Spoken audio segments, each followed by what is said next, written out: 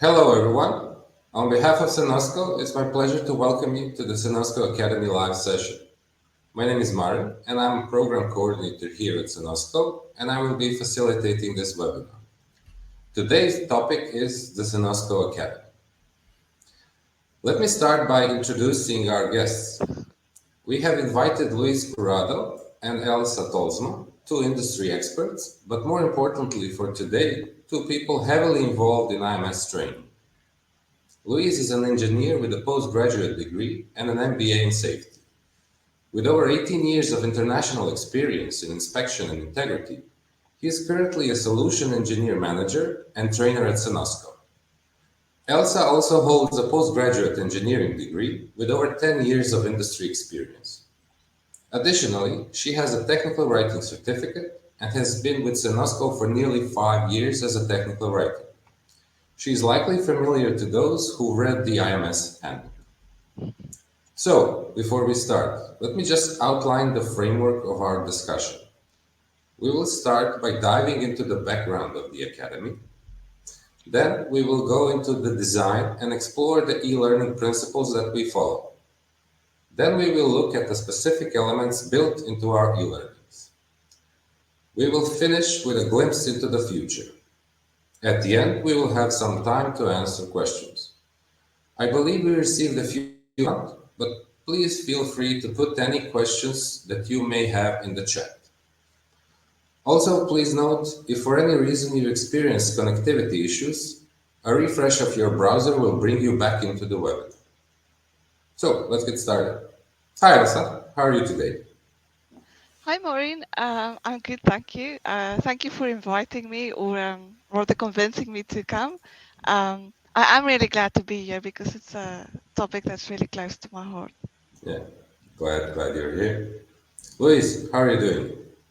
Good. Thank you, Marin. Thanks for having me. It's an important milestone for Elsa and also for me to see the academy launching. Yeah, I'm very happy. And let me also introduce you, Marin. Right, Marin's a guy comes from that has an educational background, right? So he lectured and led the educational project, and he joined Cenosco when we were expanding and looking to implementing the concept of the academy and the whole training initiatives, right? So he seems small in the camera, but he's quite a tall guy and can be intimidated, but he's really good.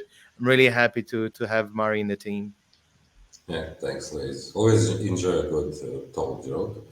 Yeah, as Luis said, I'm a relatively recent addition to the team. But Luis and Elsa have been around for quite some time at Cenosco, and it is with them that the idea of developing a scalable solution for our software trainings came about. We needed to find a way to develop something that will benefit our users and improve on our training model. So, Luis, can you tell us a little more about the background of the project, how the training process is? Will you miss the trainings now that we have e-learning? Yeah, I for sure miss the classroom sessions. Got a very good experience with in a classroom face to face training. That's the kind of thing that we need to somehow continue in different format. I would not miss the teams training for sure. Being behind the computer and talking to the screen for a few days is not the best for anyone. But yeah, and then the background that we have here is that the trainers became a kind of a bottleneck when we are expanding. So Cenosco is going on a rapid grow path. So we are onboarding quite a lot of new customers. So that means that everybody has to be trained, and that was a bottleneck. We always want to help more people, make sure that the users are familiar with the system. But the past model was just not possible to continue. So the academy came, when Elsa said it was close to her heart. It was back in the Cenosco old office around 5 years ago. We were working side by side and say we need to get this better. We can do better than this, and we are here. So the academy is or the learning is a one size fits all. And then whenever you have specific needs or specific knowledge that you need, and then you reach out as a formal trainer, a live training, more as a workshop, right? So I also want to be more proactive rather than reactive. So we've been always receiving requests for training and then reacting to that. So I think with the e-learning, we will also help to um, as a business opportunity, right, to serve our clients better, have them up to date in terms of features and functionalities, and freeing up the subject matter experts and the trainers to more, uh, um, more important topics that will add more value, right? Yeah, yeah, yeah. As I've been coordinating the whole process, I can confirm that it involves a lot of manual input, manual checks. Users need to wait to get the schedules aligned. So we really needed to transition to something that is more in line with the current educational technology developments. But for that, we first needed to find a solution how to do that. Elsa, can you walk us through how we decided on what approach and tools to use to make the training experience better? Or how we finished with the Cenosco Academy and the structure we have now? Yes. So we will probably never be finished because there's always more stuff coming. But in terms of the training framework, I think, um, like Luiz explained, we were really had a lot of issues with the old training framework, and we realized we needed to solve it. So to come up with a new way of doing things, which is more sustainable. So we, carefully analyzed the as each situation and where we wanted to be. We researched the possibilities that's out there. We consulted a number of, educational experts in the industry, really people that know how to do things, looking at the best practices. We also really listened to what our customers told us. So we listened to the feedback. Um, and based on all of that, we managed to list the requirements that we felt was important for our academy, or in any case, the new training framework. But just to take one step back, so the first thing was for us to really determine what did we want to achieve with this new way of training, or what was in any case the aim also of our current trainings. And for that, we looked at a framework called the 5 moments of need. Um, thank you, Marin. Um, so basically, now we're too far away. Yes, Yeah. sir. So basically, the 5 moments of need is about focusing on the different situations or moments in which individuals require specific types of learning and support. And of course, the framework recognizes that learning and support, the needs vary. So depending on the specific context and also the stage that a learner is in of his journey. Um, and just to mention, of course, this learning journey isn't a straight line. Um, people can jump back and forth, and it's not you start and you finish. You're always, I think, busy learning in some way.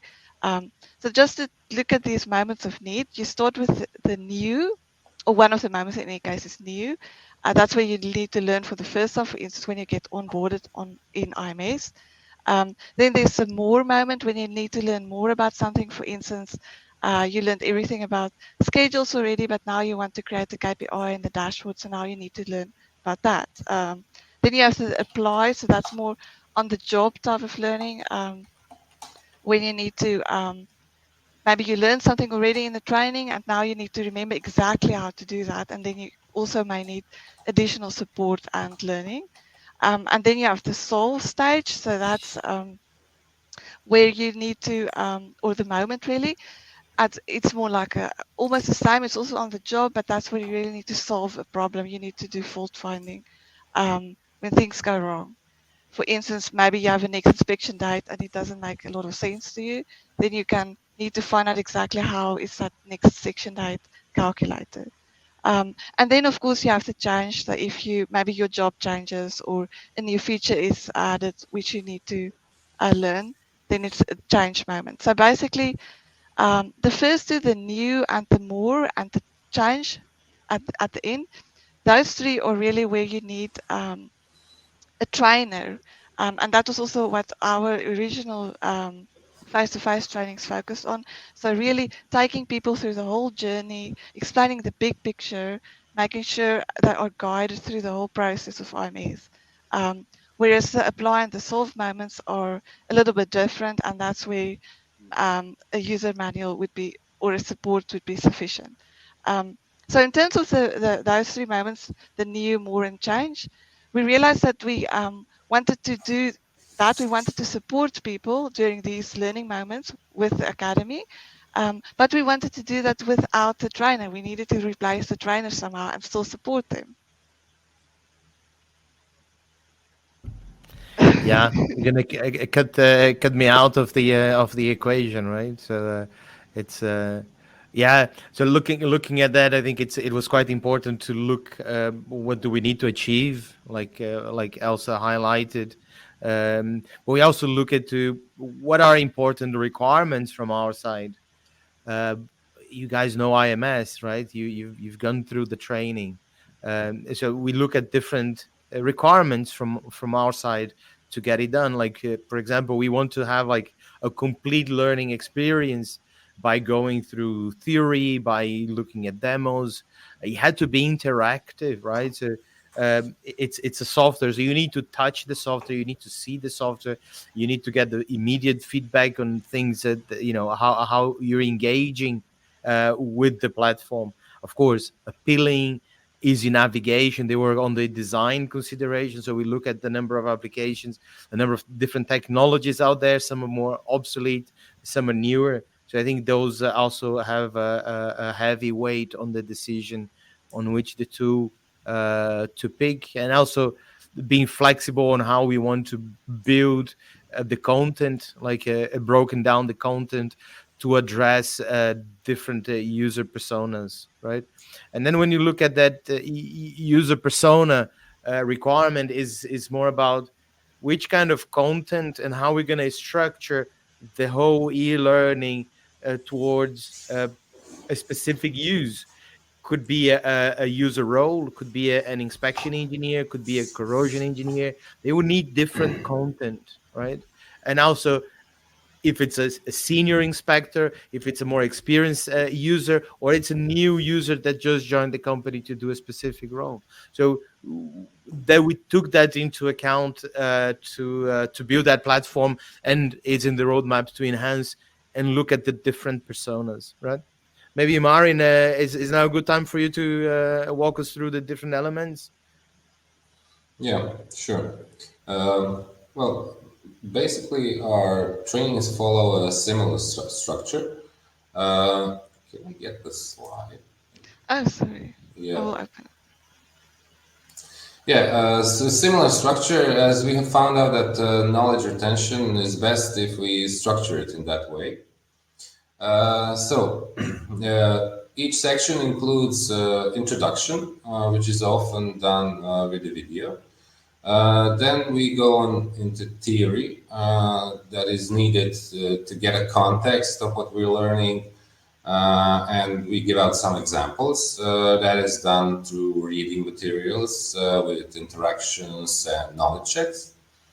Then the next section is step by step, which is done through a video of showing how the trainer does the process in the software, or a simulation. And then once a user goes through those three first sections, then he goes on and practices and practice what he's learned. That is done through a simulation or exercise in a training site. After he's done all that, the user needs to go through a quiz. We grade the quiz and he gets a certificate. Now, this presentation is structured similarly. We've done the introduction part, we've done the theory part, and now it's time to do the show me part of the demo. For practice, you would need to sign up for the platform, and don't worry, we won't have a quiz at the end. I will now show you how the platform currently looks. So let me just up.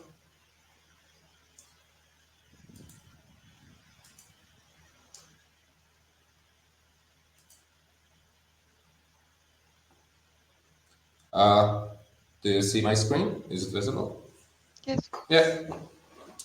Once a user gets access to the platform, he's welcomed by the My Learning page, where he can see all the courses he's enrolled in. So they are shown here on My Learning. The other part of the platform is the catalog. So the catalog holds all the courses that are available, either the ones that he's enrolled in or the ones he can only enroll once we enable him. There's a filter here, filtering through courses and programs and live events. And the content we currently have in the platform is PI, CIS, and TAT. So he can filter uh, by those disciplines. Uh, each of the tiles, when you click it, it opens a field where more information about any given course or program is shown. And once he clicks go to course, a course description page is opened. So here he can find access to the forum, one important requirement we asked to have, so users can exchange best practices, get help from other users or from our domain experts. Here that we have learning materials that it is structured in a way that a user first needs to finish one learning material, then another becomes available. He first needs to learn IMSBI fundamentals, then he can start learning degradation management. And once he finishes all the learning materials, a quiz becomes available. Quiz is graded, as I already mentioned, and then upon successful completion, he gets the option to download a certificate with his name, with CPD hours and a trainer's signature. All that is required of a certificate, and then he can leave us some feedback on how to improve. Let me just show you what Elsa and Luiz have already mentioned about the interactivity and the structuring of the learning materials. So basically, once you open a learning material, you can see the structure here on the left sidebar. You can search if you want to go through a specific topic. Here, a basic lesson is shown. Here's a demo going through the process of basic navigation. Here's some interactive task showing the IMS interface. When you click it, you can see more details. Once you go through that, there's a reading material from the trainer giving you a little bit of best practices. And then you get to a sim. This example is a knowledge check. So you're asked where do you need to click if you want to export data. So if you don't know, you should go back and check the demo or reading material. But if you click wrong, a system guides you, tells you this is incorrect. You need to find the export button in the toolbar. Please try again. So if you try again and you know where the toolbar is, if you've been paying attention in the previous parts, you will know that that's here. So yeah, it's correct. And now it goes on to the next question. So this is basically it. What I wanted to show you, there are a lot of other elements we've implemented here with some guided simulations, but it's a e-learning with more interactivity that what would you normally find in e-learning. So we've got really good feedback on how it transfers knowledge, how it learns users. So yeah, if you want to check it out further, please send us an email. So I will now stop sharing. Yeah, what I wanted to say, you've seen the catalog. and it's important to mention that this catalog is not static, and that we are currently working very hard to create more content, and in the near future cover all of our disciplines and expand even further. Luis, from your perspective as an industry expert and a trainer, what kind of trainings do you think our user needs? Yeah, we thought a lot about that. In the long term, what do we need to bring? Um, we need to bring for sure all the two trainings that we have available. I see there was I already answered one of the questions here. Say, when is the IMSIS training be released? So we first started with the most common. The other two trainings will follow. That's for sure. I think the domain experts already started working on the rest of the training. What I see the direction is we'll get specific training on the feature. For example, I think we already have like a specific training on how to work with dynamic forms, but it's going to be also on the degradation management side. And say, I do expect that one of the first training will be how to manage a CUI using IMS, for example. What is the best approach? And then we go more in details on one specific degradation. And if you look at that direction, we got hundreds of content to be built for one discipline. And if you're looking at the RCM, for example, it can be a guidance to how to improve your analysis, how to optimize maintenance tasks, how to deal with the specific system or a specific equipment type and the failure mode, and how to estimate your task. So there's a lot of directions, and of course we will go whatever the users wants to go, right? So I think that feedback that we get from the users to say, yeah, when are you planning to have that content? I would suggest that content, just like we do with the handbook, right? Elsa does that a lot. Listen to the users and build the content based on that. So the feedback from users will be quite important to define the content, the future content. Right, Yeah. Marin? Yeah, thank you, Luis. Yeah. I have to emphasize that apart from Luis, we have other domain experts working on expanding our catalog. But I would want to repeat that as this is a product aimed to make our users' life easier, we would really like to invite you to give us suggestions on what trainings would you find the most useful, and we will work on it and include it in the platform. Um, with that in mind, let's move on to the questions. See, we already answered the six questions. Okay, what is the difference between the handbook and the academy? Who else than Elsa to answer this? Okay. Yeah, so I already talked a little bit about the 5 moments of need. Basically, the handbook is for the on-the-job type of learning moments. So when you need to solve something, or if you really need to apply your knowledge. So for this reason, the handbook really needs to contain all the detail, and it needs to be super easy to search. So that's what we are aiming for in terms of the handbook. In terms of the academy, it's more for the other moments of need.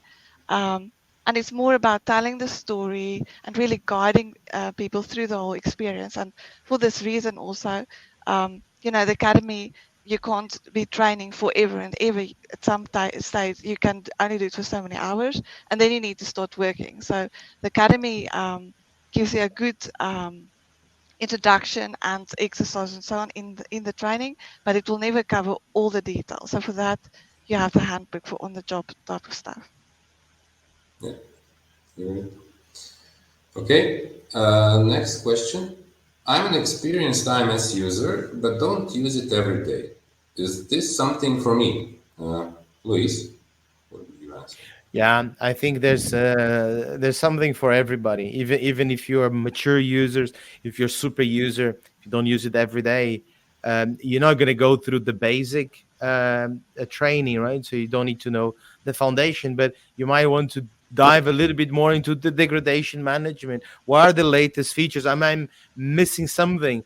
We got like 3 releases a year, so it means that I might miss something. I might not read the complete read. So getting the training and getting involved and learning, I think there's a content for different persona that will cover the different needs. For example, you get a basic training. Sometimes you just want to review the basics. You want to understand a little bit more, maybe some of the filters, how to use specific features, and then look at the corrosion. But yeah, the intention is to always have something for everybody. Okay, hope that answers it. Next question. How do I apply for interest in Cenosco Academy, and is there a cost associated with it? Yeah, that's something for me. Thank you for the question. More details on how to apply for it is shown on our webpage, where you can find details on the Cenosco Academy and also download the catalog, which offer program descriptions and the associated cost and discount. I have to point out that during this launch period, we have a limited time offering, giving out a 50% discount on the 3-year subscription of PI programs. Also, the first 100 signups will get the Dynamic Forms course bundled with their IMS PI subscription. So please go to our webpage and sign up, or you can find it in the handbook, the same link. Yeah, in that way, it's like IMS. You have multiple options to find it. Okay. Next question. Can you explain the difference between courses and programs? Elsa? Yeah, okay. Yeah, so a course, we also like to call it a standalone course, or talk about standalone courses. It's really a focused and specialized type of learning experience. It targets a very specific aspect or skill within the context of the software. For instance, we now have the dynamic forms in the platform already. So that's a good example of a course. It's only focusing on dynamic forms. You learn everything about dynamic forms, from really how to create it and make all these custom fields, but also how to use it and how to analyze the data afterwards. But it's only about dynamic forms. Whereas a program, it offers more like a comprehensive and broader educational journey that covers more like a significant part of the software. And it includes a combination of focus elements. Now, for example, the IMS PI course, we have for IMS PI we have 4 programs, and each program is a little bit different, with different focused elements. For instance, the one on degradation management would also have the basic fundamentals part, but it would have something on RBI, whereas the one on corrosion would have more information on the corrosion calculations. But it's really it also typically is a lot additional hours. So, for instance, 32 hours for a program and 4 hours for a course. Yeah. Okay. Looking at the time, I think our time has run out, also, Luiz. Thank you for this informative discussion on the Cenosco Academy. And for all the viewers watching, thank you for your time. Please take note that the recording of this live session will soon be available to download from our website. Then, before we go, I would like to urge you to go and take a look at the Cenosco website. Let me just show you. Let me just show you where it is. Yeah. Sorry. Yeah. And let us know if you're interested in taking a teaser or registering for a full e-learning program. Yeah, we're 1 minute before the deadline. So yeah, thank you, Elsa. Thank you, Luiz. Thank you all for watching, and please reach out and check the academy. Yeah. Thank you, Marin. Thank you, Elsa. Thank you. Thank you. See you. Bye.